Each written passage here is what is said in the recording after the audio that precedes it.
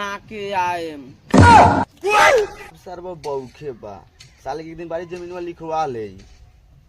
ठीक बा जो बाबू का घर है साँझ के भेंट करिए।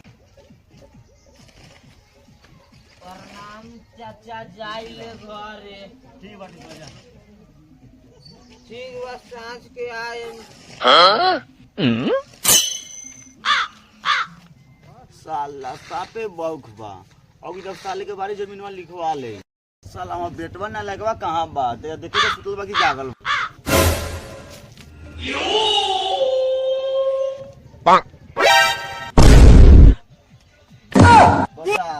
सुतले में दूध पिए था पर्दाल के लइका पंजाब से कमा चल 5 रुपया साल अभी सुतले बा। ए सर उठ ना बाबू नारला जगह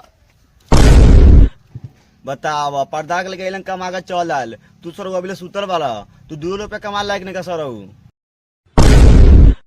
सुना ना बाबू सर हम 2 रुपया कमाए वाला लड़का लोग कोई तरीका ना तू 2 रुपया कमाए वाला लड़का थोड़े बारा तू टाटा भी लगे नाती बारा तू सुतल सर हम कमा के लिए अब तू खेब।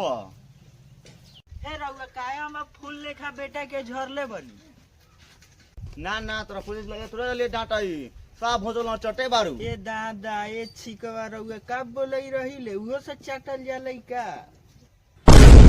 हम बारी फेर में कि पर्दा के जमीन लिखवा लू और सब सुतर रही दिन भर और बौखा आला जो बाहर से सोचे जो जमीन में लिखवा लेवेला जाई तो घास गरे हम जैती तो पटियाई थी रउआ यही ले चरचराई तरी रउआ जाओ मीट लेके आओ जमीन तो हम लिखवाए।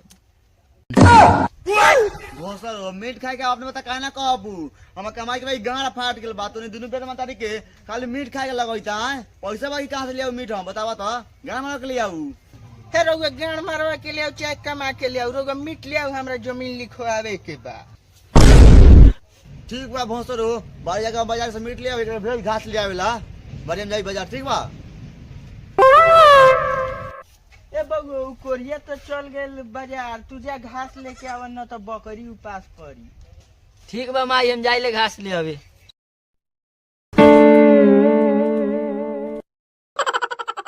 हम तो मुझे रागिल